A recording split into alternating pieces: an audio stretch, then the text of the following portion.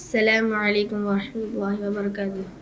أعوذ بالله من الشيطان الرجيم.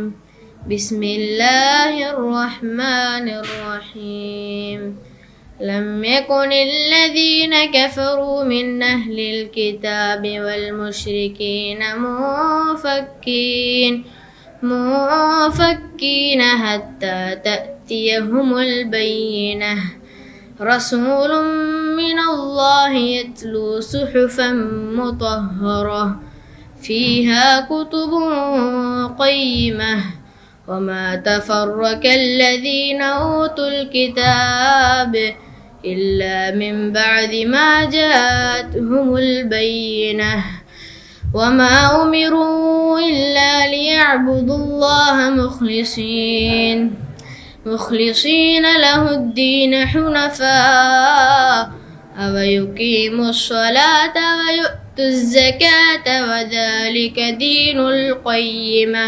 إن الذين كفروا من أهل الكتاب والمشركين في نار جهنم خالدين فيها أولئك هم شر البرية.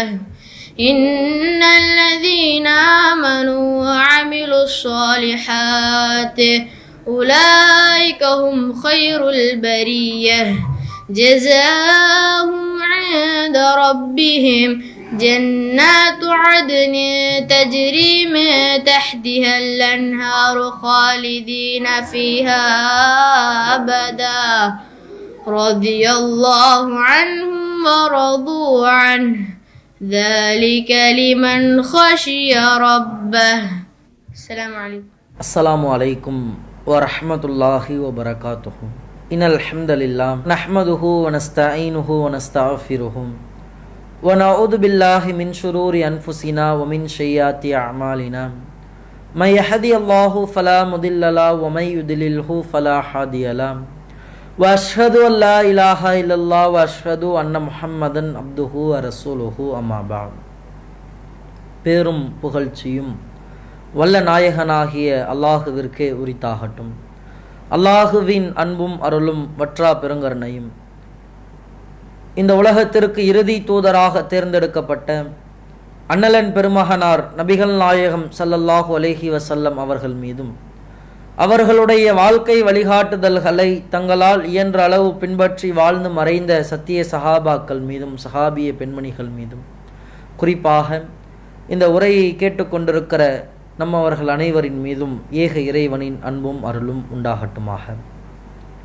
பேரன்பிற்கும் பெருமதிப்பிற்கும் உரிய எல்லாமல்ல ஏக இறைவனின் நல்லடியார்களே, நாம் அருள் மிகுந்த ரமலான் மாதத்தில் தொடர்ச்சியாக திருமறை குர்ஆன் வசனங்களையும் அதற்கான விளக்கங்களையும் பார்த்து வருகிறோம்.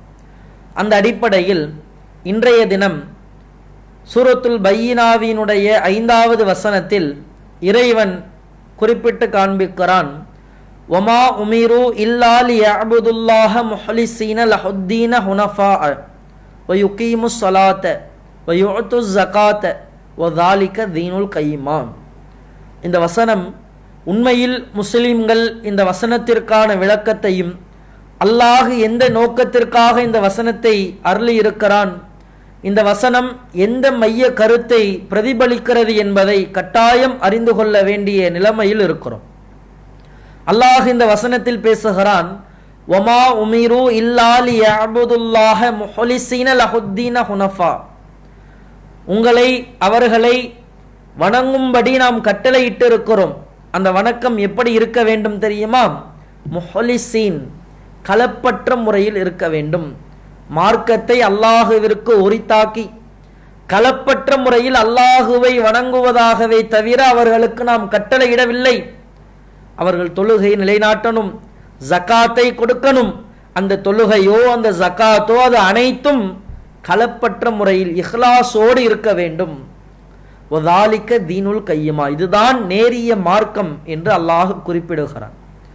அதாவது அல்லாஹ் அமல் செய்வதை குறித்து சொல்லுகின்ற பொழுது, அமல்கள் வணக்க வழிபாடுகள் குறித்து பேசுகின்ற பொழுது, நீங்கள் அல்லாஹுவை வணங்க வேண்டும், அல்லாஹுவிற்கு மட்டும் அமல்களை செய்ய வேண்டும், அல்லாஹ்விற்கான இபாதத்துகளை சரியான முறையில் நிறைவேற்ற வேண்டும். அந்த இபாதத்துகள் எல்லாவற்றினுடைய பின்னணியிலேயும் இஹ்லாஸ் என்பது இருக்க வேண்டும் என்பதை அல்லாஹ் குறிப்பிட்டு காண்பிக்கிறார். இந்த வசனத்தில் மட்டும் இல்லை, இது மாதிரி ஏராளமான செய்திகளில் அல்லாஹ் எங்கெல்லாம் அவனை வணங்க சொல்லி சொல்லுகிறானோ அந்த இடங்களிலெல்லாம் நாம் பார்க்கலாம். திருமறை குர்ஆனில் அதிகமான இடங்களில் இந்த இஹ்லாஸ் என்ற வார்த்தையை அல்லாஹ் பயன்படுத்தி கொண்டே இருப்பான். நீங்கள் பாருங்கள், திருமறை குர்ஆனினுடைய 39வது அத்தியாயத்தின் 2வது வசனம் அல்லாஹ் அதில் குறிப்பிட்டு காண்பிக்கிறான், இன்னா அன்சல்னா இலைக்கல் கிதாப பில் ஹக்கி, உண்மையை உள்ளடக்கிய வேதத்தை உமக்கு நாம் அருளினோம். ஃபஅபுதுல்லாஹ், அல்லாஹுவை நீங்கள் வணங்குங்கள், அல்லாஹுவை நீங்கள் வணங்குங்கள். இதை சொல்லிவிட்டு அல்லாஹ் அடுத்து சொல்லுகிறான், முஹ்லிசன் லஹுத்தீன், மார்க்கத்தை அவனுக்கு உரித்தாக்கி களப்பற்ற முறையில் அவனை நீங்கள் வணங்குங்கள். அதே மாதிரி திருமறை குர்ஆனினுடைய 39வது அத்தியாயத்தின் 11வது வசனம் அல்லாஹ் சொல்லுகிறான், குல், நபியே நீங்கள் சொல்லுங்கள், இன்னி உமீர்து அன்ன அபதல்லாஹ முஹ்லிசன், அல்லாஹ் எனக்கு கட்டளையிட்டு இருக்கிறான். என்ன கட்டளையிட்டு இருக்கிறான் தெரியுமா? அன்ன அபுதல்லாஹ முஹ்லிசன் லஹுத்தீன், மார்க்கத்தை அவனுக்கு உரித்தாக்கி களப்பற்ற முறையில் நான் அவனை வணங்க வேண்டும், இஹ்லாஸோடு நான் அவனை வணங்க வேண்டும். அதே மாதிரி திருமறை குர்ஆனுடைய 40வது அத்தியாயம் 65வது வசனம், ஹுவல் ஹய்யு, அல்லாஹ் நித்திய ஜீவன், என்றென்றும் உயிரோடு இருப்பவன், லா இலாஹ இல்லாஹுவ, அவனை தவிர வணக்கத்திற்குரியவன் வேறு யாரும் இல்லை, ஃபஅபுதுஹு, எனவே அவனை நீங்கள் வணங்குங்கள். அந்த வணக்கம் எப்படி இருக்கணும்? முஹ்லிசீன லஹுத்தீன், மார்க்கத்தை அவனுக்கு உரித்தாக்கி களப்பற்ற முறையில் அவனை நீங்கள் வணங்குங்கள்.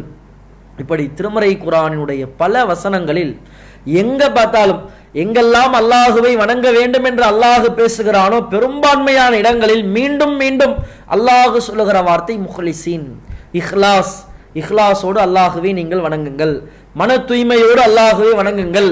இதுதான் நேரிய மார்க்கம். திரும்ப திரும்ப அல்லாஹ் இதை வலியுறுத்தி கொண்டே இருக்கிறான்.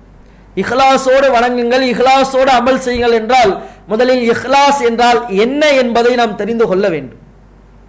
ஏனென்றால் நாம் நம்முடைய மறுமை வெற்றிக்காக அமல் செய்கிறோம். இங்கே இருக்கிற முஸ்லிம்கள் நம்முடைய வாழ்க்கையில் நிறைய தியாகங்களை மார்க்கத்திற்காக செய்கிறோம். இன்றைக்கு பொருளாதாரம் சம்பாதிப்பதற்கான ஏராளமான வழிகள் இருக்கிறது.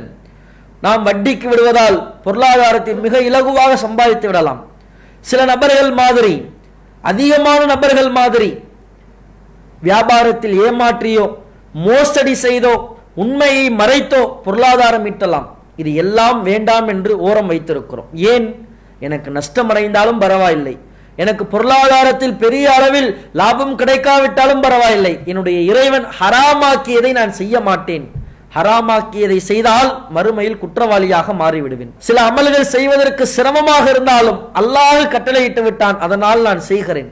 இன்றைக்கு பார்க்கலாம், சில நபர்கள் அவர்கள் கால்கள் பாதிக்கப்பட்டவர்களாக இருப்பார்கள், கால்களில் ஊனம் ஏதாவது இருக்கும், பள்ளிவாசலுக்கு வீல் சேர்ல வருவாங்க, ஆட்டோவில் இறங்கி வீல் சேர்ல இருந்து அவங்களை தூக்கி கொண்டு வந்து பள்ளிவாசல் வைப்பாங்க.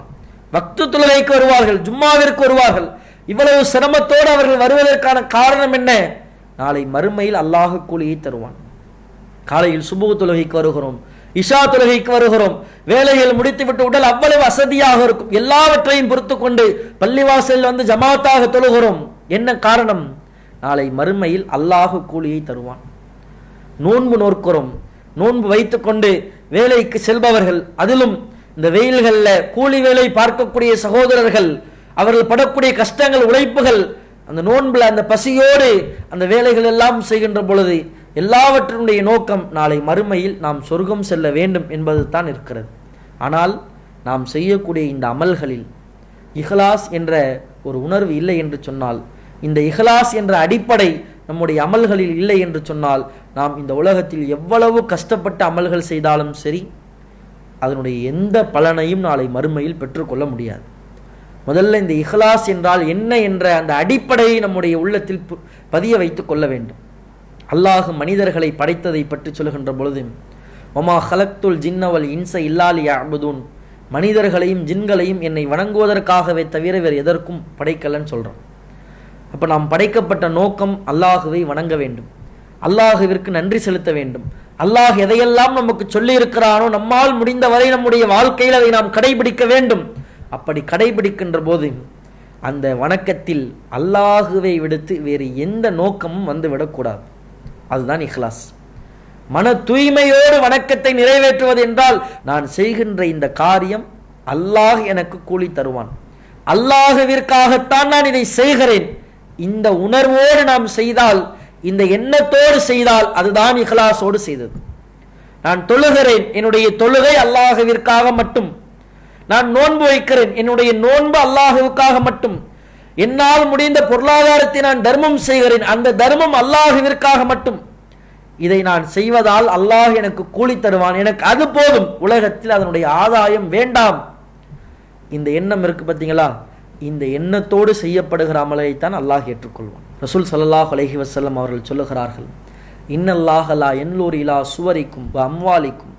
அல்லாஹ் உங்களுடைய தோற்றத்தை பார்க்க மாட்டான், உங்களுடைய செல்வத்தை பார்க்க மாட்டான். வலாக்கின் யன்லுரு இலா குலூபிக்கும். அல்லாஹ் உங்களுடைய உள்ளத்தை பார்க்கிறான். வ அமாலிக்கும், உங்களுடைய செயல்களை பார்க்கிறான். ஒருத்தர் தொழுகிறாரு, தொழும் போது வெளி தோற்றம், ஆள் நல்ல ஜிப்பா போட்டுக்கிட்டு தொப்பியெல்லாம் வச்சு தாடியெல்லாம் வச்சு சென்டெல்லாம் போட்டு அத்தர்லாம் பூசிட்டு வந்து தொழுகிறாருன்னா அவர் தொழுகையை அல்லாஹ் ஏற்றுக்கொள்வானா? அப்படி இல்லை. அவர் செல்வந்தர், கோடிக்கணக்கில் பொருளாதாரம் வைத்திருக்கிறார், பள்ளிவாசலில் வந்து தொழுகிறார், வீட்டில் தொழுகிறார், தர்மம் செய்கிறார், அதனால் அல்லாஹ் ஏற்றுக்கொள்வான்? அப்படி கிடையாது. ஒருத்தர் அழுக்கு சட்டையை போட்டு வந்து தொழுகிறார், அவர்கிட்ட அதுதான் இருக்குது, ஏழையாக இருக்கிறார், பொருளாதாரம் இல்லை, கஷ்டப்படுகிறார், வந்து தொழுகிறார். அல்லாஹ் உள்ளத்தை பார்க்கிறான். நீ ஜிப்பா போட்டிருந்தாலும் சரி, அழகான ஆடை போட்டிருந்தாலும் சரி, தாடி வச்சிருந்தாலும் சரி, வைக்கலனாலும் சரி, தொப்பி இருந்தாலும் சரி, தொப்பி போடனாலும் சரி, நீ தொழக்கூடிய தொழுகை படைத்தவனுக்கு முன்னால் நாம் நிற்கிறோம், அல்லாஹுவுக்காக நாம் தொழுகிறோம், இந்த தொழுகையால் வரக்கூடிய கூலி அல்லாஹுவிடமிருந்து வரும் என்ற எண்ணத்தோடு தொழுதால் அது ஏற்றுக்கொள்ளப்படும். அந்த எண்ணத்தை விடுத்துவிட்டு நாம் தொழுதால் 4 நபர்கள் நம்மை பெருமையாக பேசுவார்கள். இவரை மாதிரி தொழுவ முடியுமா? பள்ளிவாசலுக்கு டான் வந்துருவாரு, பாங்கு சொல்றதுக்கு 5 நிமிஷத்துக்கு முன்னாடி பள்ளிவாசல கரெக்டா இருப்பாரு, ஒரு வக்து தொழுகையை கூட விடமாட்டாரு, அவ்வளவு பர்ஃபெக்டா தொழுகிற ஆளு, இப்படின்னு 4 பேர் சொல்ல வேண்டும் என்பதற்காக நாம் தொழுகையை சரியாக கடைபிடித்தால் மறுமையில் ஒரு கூலியை கூட பெற முடியாது. அது அல்லாஹ்வுக்காக நாம் தொழுது கிடையாது. அந்த தொழுகையில் இஹ்லாஸ் இல்லை.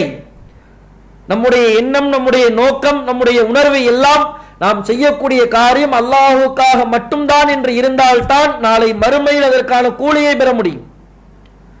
உலக ஆதாயத்தை மையமாக வைத்திருந்தால் மறுமையில் ஒரு ஃபாய்தாவும் இல்லைங்க. அது நீங்கள் அது எவ்வளவு பெரிய அமல் செஞ்சிருந்தாலும் சரி, எவ்வளவு சின்ன அமல் பண்ணியிருந்தாலும் சரி, நீங்கள் ஒரு பள்ளிவாசலை கட்டி கொடுத்துருக்கிறீங்க, கோடிக்கணக்கில் பொருளாதாரம் செலவு பண்ணி தனி நபராக கட்டி கொடுத்துருக்கிறீங்க, பள்ளிவாசலுக்கு வர்றவங்கள்ட்டெல்லாம் நான் தான் போய் கட்டி கொடுத்தேன் பள்ளிவாசல், என்னுடைய பொருளாதாரம் தான், ரொம்ப சிரமப்பட்டு கிளையிலேருந்து வந்து கேட்டாங்க, நாம் கொடுத்த காசெல்லாம் கட்டினாங்க, இப்படின்ட்டு நம்மை பெருமைப்படுத்துவதற்காக நாம் சொல்லுவோம் என்று சொன்னால், நீங்கள் பல லட்சம் கோடியில் கட்டி கொடுத்திருந்தாலும் சரி, நாளை மறுமையில் அதனால் ஒரு நன்மையும் கிடையாது.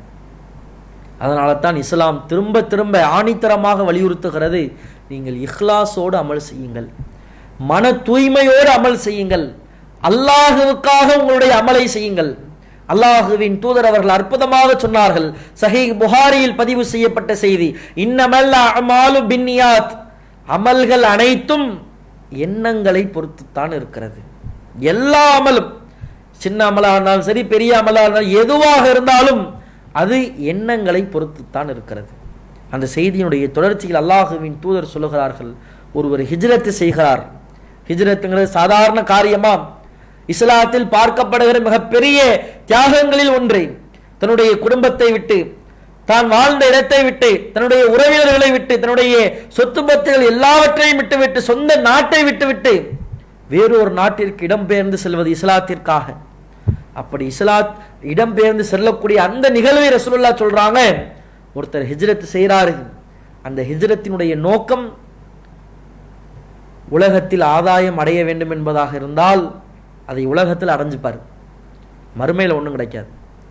ஒரு பெண்ணை திருமணம் செய்ய வேண்டும் என்பதற்காக ஹிஜ்ரத் செய்கிறார் என்று சொன்னால் உலகத்தில் திருமணம் செய்து கொள்வார், நாளை மறுமையில் ஹிஜ்ரத் செய்ததற்கான எந்த நன்மையும் கிடைக்காது.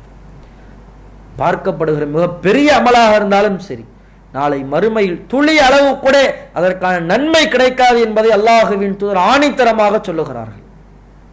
அந்த இஹ்லாஸ் என்ற உணர்வோடு நம்முடைய அமல்கள், நம்முடைய காரியங்கள் இருக்க வேண்டும்.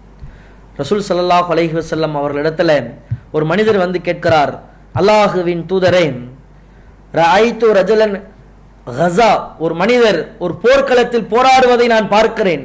அவருடைய போராட்டம் எதற்காக இருக்கு தெரியுமா? பொருளாதாரம் சம்பாதிப்பதற்காக, தன்னுடைய வீரத்தை காட்டுவதற்காக அவர் போர்க்களத்தில் இருக்கிறார். அவருக்கு ஏதாச்சும் கூலி இருக்கிறதா? அல்லாஹுவின் தூதர் சொன்னாங்க, லா ஷையல், அவருக்கு எந்த கூலியும் கிடையாது. போர்க்களத்தில் இஸ்லாத்திற்காக எதிரிகளோடு கையில் ஆயுதம் தாங்கி போர்க்களத்தில் இருக்கிற ஒரு மனிதர் இஸ்லாம் என்பதை தாண்டி தன்னுடைய வீரம், தன்னுடைய பெருமை, தன்னுடைய புகழ் என்றே அவருடைய உள்ளத்தில் நோக்கம் வந்துவிட்டால் லா ஷையல், அவருக்கு எந்த கூலியும் கிடையாது. அந்த மனிதர் திரும்ப திரும்ப கேட்கிறார், ரசூலுல்லாஹ் எந்த கூலியும் கிடையாதா? ரசூலுல்லாஹ் எந்த கூலியும் கிடையாதா? 3 முறை திரும்ப திரும்ப கேட்கிறார். ரசூல் ஸல்லல்லாஹு அலைஹி வஸல்லம் அவர்கள் அழகான வார்த்தையில் சொன்னார்கள், ஒவ்வொரு முஸ்லிம்களும் உள்ளத்தில் ஆழ பதிய வைக்க வேண்டிய வார்த்தை. அல்லாஹுவின் தூதர் அவர்கள் குறிப்பிட்டு காண்பிக்கிறார்கள், இன்னல்லாஹ லா யக்பலு மினல் அமலி இல்லா மா கான லஹு ஹாலிசன். உள தூய்மை இல்லாமல், இஹ்லாஸ் இல்லாமல் செய்யப்படுகிற எந்த அமலையும் அல்லாஹ் ஏற்றுக்கொள்ள மாட்டான். அது எவ்வளவு பெரிய அமலா இருந்தாலும் சரி. மன தூய்மை இல்லாமல், அல்லாஹ்வுடைய பொருத்தத்தை எதிர்பார்க்காமல், தன்னுடைய சுய லாபத்திற்காக, தன்னுடைய புகழ்ச்சிக்காக, தன்னுடைய பெருமைக்காக நீங்கள் எந்த அமல் செய்தாலும் சரி, அந்த அமலை அல்லாஹ் ஏற்றுக்கொள்ள மாட்டான் என்பதை அல்லாஹுவின் தூதர் தெளிவாக எடுத்துரைக்கிறார்கள். அன்பிற்குரிய சகோதரர்களே, நாம் யோசித்து பார்க்க கடமைப்பட்டிருக்கிறோம். மறுமைக்காக எவ்வளவோ தியாகம் செய்கிறோம், மறுமைக்காக எவ்வளவோ உழைக்கிறோம். உலகத்தில் எத்தனையோ காரியங்கள் இருந்து நாம் விலகி இருக்கிறோம்.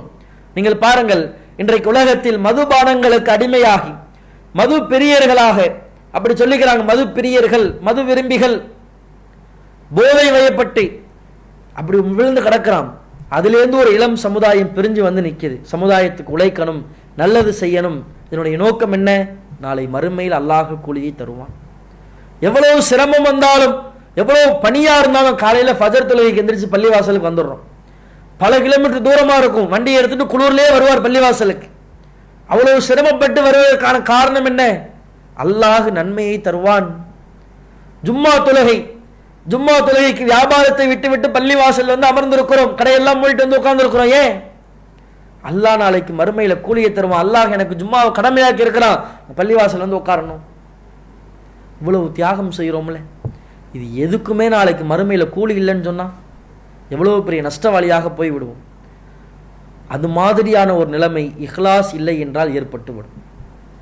மன தூய்மை இல்லை என்று சொன்னால் நாம் செய்கிற எந்த வணக்கமாக, இஸ்லாத்தினுடைய ஆக அடிப்படை வணக்கமாக இருக்கிற தொழுகையாக இருந்தாலும் சரி, சாதாரண ரோட்ல ஒரு கல் எடுத்து போடுறோம், ரோட்ல நடந்து போயிருக்கும்போது கல் கிடக்குது, ஒரு முள்ளு கிடக்குது, இப்படி எடுத்து ஓரமா போட்டு போனா முடிஞ்சிருச்சு. அதை எடுத்து போடும்போது 4 பேர் பார்க்குறாங்களா? 4 பேருக்கு நல்லது பண்ணோமா? ஏன்னா இன்னைக்கு அப்படி ஒரு கூட்டம் போயிட்டு இருக்குது. உதவி செய்வதை வீடியோ எடுத்து தன்னுடைய புகழ்ச்சியை பரப்புவதற்காக, தன்னுடைய பெருமையை பரப்புவதற்காக அதை வீடியோ எடுத்து அதுக்கு பேக்ரவுண்ட் மியூசிக் எல்லாம் போட்டு அப்படி ஒரு கூட்டம் போயிட்டு இருக்குது. அந்த இஹ்லாஸ் என்ற உணர்வு இல்லாவிட்டால் எந்த நன்மையும் அல்லாஹ்விடத்தில் நாம் பெற முடியாத சகோதரர்களே. நாம் செய்கிற சின்ன அமலாக இருந்தாலும் சரி, இஹ்லாஸோடு நாம் செய்ய வேண்டும், மன தூய்மையோடு செய்ய வேண்டும், அல்லாஹ்விற்காக நாம் செய்ய வேண்டும். அப்படி செய்தால் அதனுடைய பாக்கியம், அதனுடைய அருள் என்பது மிக பெரியதாக இருக்கும். நபிகள் நாயகம் ஸல்லல்லாஹு அலைஹி வஸல்லம் அவர்கள் சொல்லுகிற செய்திகளிலிருந்து நாம் பார்க்கலாம். ரசூல் ஸல்லல்லாஹு அலைஹி வஸல்லம் அவங்க சொல்றாங்க, ஒரு மனிதர் நடந்து வந்துகிட்டு இருக்கிறார், கடுமையான தாகம், தொண்டையெல்லாம் அப்படியே வறண்டு போயிடுச்சு. கடுமையான தாகத்துல கிணத்துல இறங்கி தண்ணீர் எடுத்து குடிக்கிறார், தாகத்தை தணித்துக் கொள்கிறார். கிணத்திலிருந்து வந்து பார்த்தா பக்கத்துல ஒரு நாய் நிற்கிறது. அந்த நாய்க்கும் கடுமையான தாகம், நாக்கெல்லாம் அப்படியே வறண்டு போய் மண்ணில் போட்டு நாக்க தேய்ச்சிக்குது. அந்த அளவிற்கு தாகத்தில் கஷ்டப்படுகிறது. இந்த மனிதர் பாவம் செய்தவர், குற்றம் செய்தவர், நிறைய பாவங்கள் ஈடுபட்டிருக்கிறார்.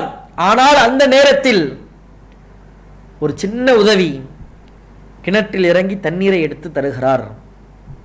அவர் செய்தது 4 பேர் பார்க்க வேண்டும், 4 பேர் நம்மை புகழ வேண்டும் என்பதற்காக அல்ல.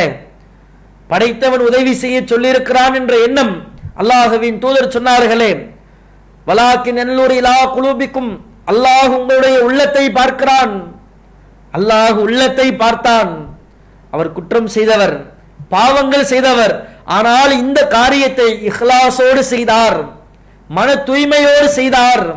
அந்த மன தூய்மையோடு செய்ததால் அவருடைய பாவங்களை எல்லாம் அல்லாஹ் மன்னித்து விட்டான். அல்லாஹுவின் தூதர் குறிப்பிடுகிற செய்தி சஹீஹ் புகாரியில் நாம் பார்க்கலாம். நாய்க்கு தண்ணி வைக்கிறது பெரிய விஷயமாங்க. ரோட்ல இருக்க கிணத்துல இருக்க தண்ணி எடுத்து நாய்க்கு கொஞ்சோண்டு தண்ணி கொடுக்கிறார். அவர் கொடுத்த தண்ணி கொஞ்சோண்டு தான், சாதாரண உதவிதான். ஆனால் அதனுடைய கூலி, அதனுடைய பிரதிபலன், அவருடைய பாவங்கள் எல்லாம் மன்னிக்கப்பட்டதாக அல்லாஹுவின் தூதர் அவர்கள் குறிப்பிட்டு காண்பிக்கிறார்கள்.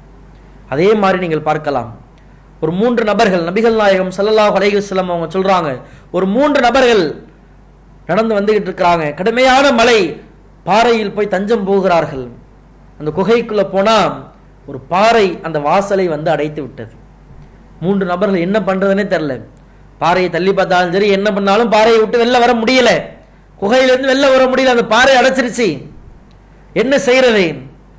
அந்த 3 நபர்கள் ஒருவர் சொல்லுகிறார், நாம் அல்லாஹுவிற்காக செய்த காரியங்களை அல்லாஹ்விடத்தில் சொல்லி துவா கேட்போம். அதில் ஒவ்வொரு நபர்களாக பிரார்த்தனை கேட்க ஆரம்பிக்கிறார்கள். அல்லாஹுவின் தூதர் ஒவ்வொன்றாக விளக்குகிறார்கள்.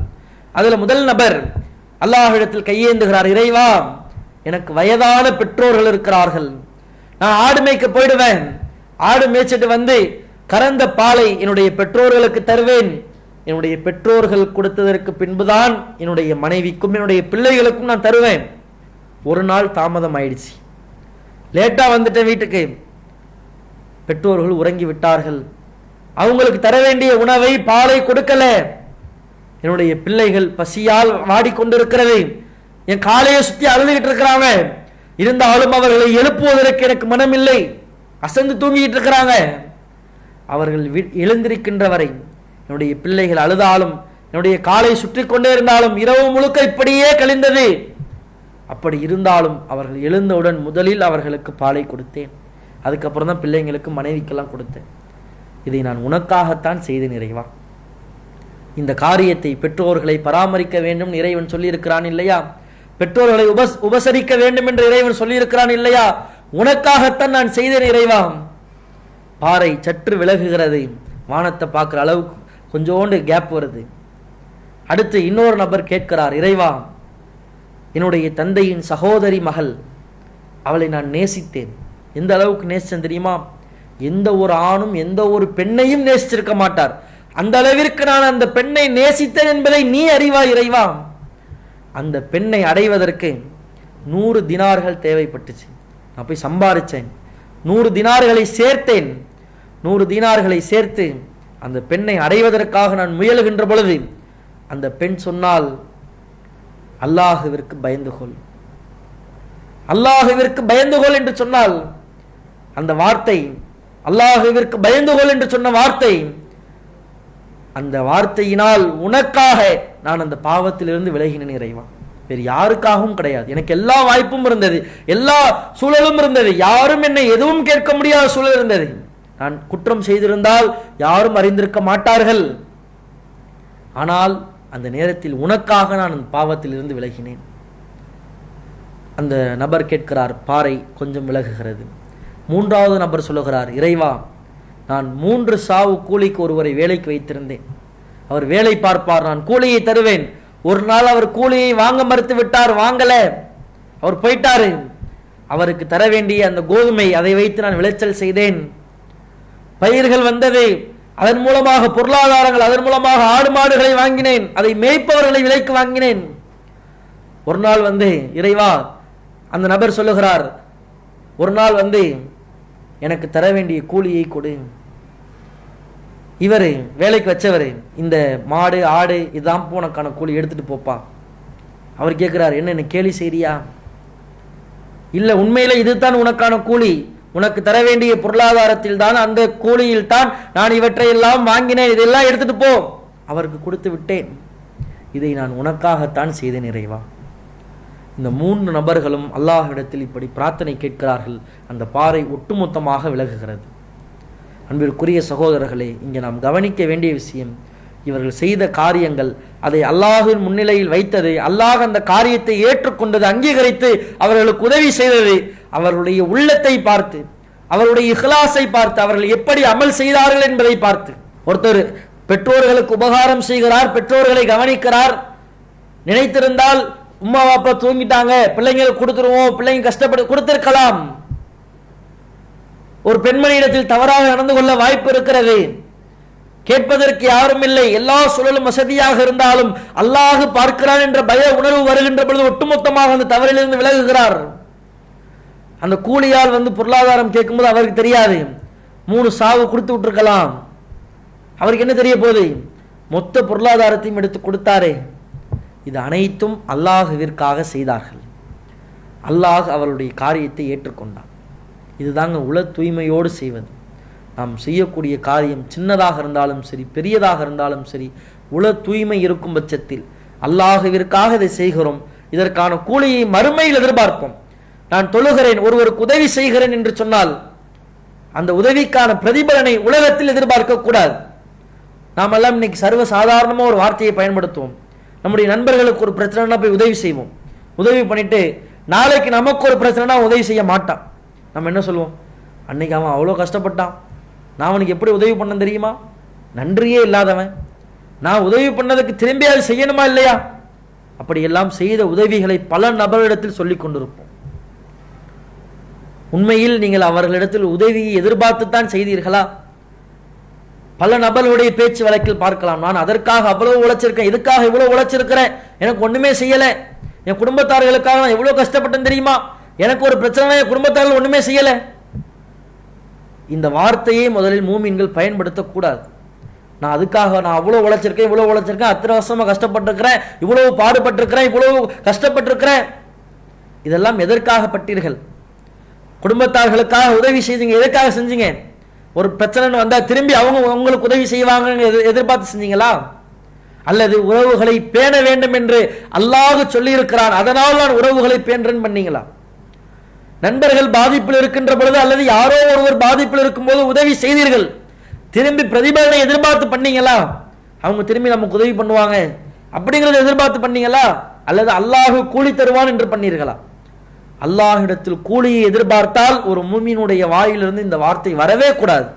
நான் அவ்வளோ பண்ண, எனக்கு ஒண்ணுமே பண்ணல, நான் அத்தனை வருஷமா கஷ்டப்பட்டேன், எனக்கு ஒண்ணுமே ஒரு சலுகையும் தரல. இந்த வார்த்தையை மூமின்கள் பயன்படுத்தவே கூடாது. நாம் இந்த உலகத்தில் செய்கிற ஒவ்வொரு காரியமும் அல்லாஹ்விடத்தில் நன்மை இருக்கும், அதை எதிர்பார்த்துத்தான் இருக்க வேண்டும். ரசூல் ஸல்லல்லாஹு அலைஹி வஸல்லம் அவங்க மூமின்களை பற்றி சொல்லும் பொழுது ரொம்ப அழகாக சொல்லி காண்பிக்கிறார்கள். அல்லாஹ் வானவரிடத்தில் சொன்னானாம், மூமின்கள் ஒரு தீமையை செய்ய வேண்டும் என்று நினைக்கிறார்கள் என்றால் தீமையை பதிவு பண்ணிடாதீங்க, அவங்க செஞ்சாங்கன்னா பதிவு பண்ணுங்க. ஒரு நன்மையை செய்ய வேண்டும் என்று நினைக்கிறான், அவன் செய்யல, அவன் நினைத்தாலே நீங்கள் பதிவு செய்து விடுங்கள். அவன் செய்தால் அந்த நன்மை பல மடங்காக அந்த நன்மைகள் பதிவு செய்யப்படும்.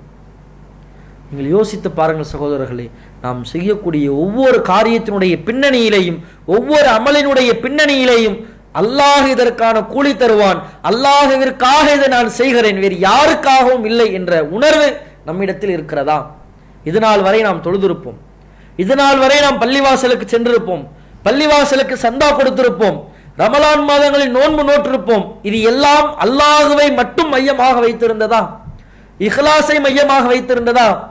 அல்லது பள்ளிவாசல் நிர்வாகிகள் கேட்பாங்க, பள்ளிவாசலுக்கு போகலனா, ஃபஜர் தொழுவ போகலனா போன் அடிச்சுவார் கிளை தலைவரே, பள்ளிவாசலுக்கு போகல, ஜும்மாவுக்கு மட்டும் வந்தா 4 பேர் என்ன போய் ஜும்மாவுக்கு மட்டும் வரீங்க, ஊர்ல இல்லையான்னு கேட்டுருவாங்க. இப்படி 4 நபர்கள் கேட்பார்கள், பேசுவார்கள், ஏளனம் செய்வார்கள். அவங்க முன்னாடி பேசலனா, அவங்க முன்னாடி செய்யலனா நம்மை குறித்து தவறாக நினைத்து விடுவார்கள் என்ற நோக்கத்திற்காக செய்தோமா? நாம் யோசித்து பார்க்க வேண்டும். நீங்க பார்க்கலாம், இந்த ஜும்மா தொழுகை அப்பெல்லாம் ஜும்மா உரைகள்ல சுன்னத்து தொழுகைகளை குறித்து பேசுவார்கள். சுன்னத் தொழுகையை பத்தி பேசினா தொழுகை முடிஞ்சு சலாம் கொடுத்தோன்னா நமக்கு இருக்கிற யோசனை, இப்போ சுன்னத் தொழுவாம எந்திரிச்சோம்னா 4 பேர் நம்மளை தான் பார்ப்போம். இப்போதான பயானில் பேசினாரு, தொழுவாம எந்திரிச்சு ஒம்பாட்டுக்கு போறானே 4 பேர் பேசுவாங்க அப்படின்னு சொல்லிட்டு 4 நபர்கள் பார்ப்பார்களே என்று இருந்து தொழக்கூடிய நபர்களும் இன்றைக்கு நம்முடைய சமுதாயத்தில் இருக்கிறார்கள்.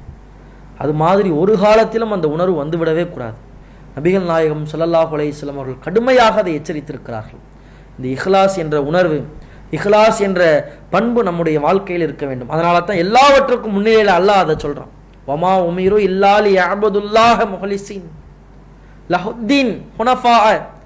நீங்கள் நேரிய வழியில் மார்க்கத்தை அல்லாஹ்வுக்கு உரித்தாக்கி களப்பற்ற முறையில் அவனை நீங்கள் வணங்குங்கள். அதுக்கப்புறம் தான் அல்லாஹ் சொல்றான் யுக்கீமு ஸலாத், தொழுகை நிலைநாட்டு. முதல்ல களப்பற்ற முறையில் அல்லாஹ் வணங்கு, இஹ்லாஸ வளர்த்துக்க, உள்ளத்தில் இஹ்லாஸ் உணர்வோடு இரு, மன தூய்மையோடு இரு. வேறு யாரையும் வணக்கத்தில் அல்லாஹ்வோடு கூட்டாக்கிறாதே. அப்படி கூட்டாக்கினால், இஹ்லாஸ் இல்லாமல் நாம் ஒரு அமலை செய்வோம் என்று சொன்னால் அந்த அமல் நிச்சயமாக அல்லாஹ்விடத்தில் அங்கீகரிக்கப்படாது. ஷைத்தான் அல்லாஹ்விடத்தில் சவால் விட்டு வந்தான், நான் உலகத்துக்கு போவேன், வழிகெடுப்பேன், மனிதர்களுக்கு முன்னால் போவேன், பின்னால் வருவேன், வலது பக்கம் இடது பக்கம் எல்லா பக்கம் போய் அவர்களை வழிகெடுப்பேன்.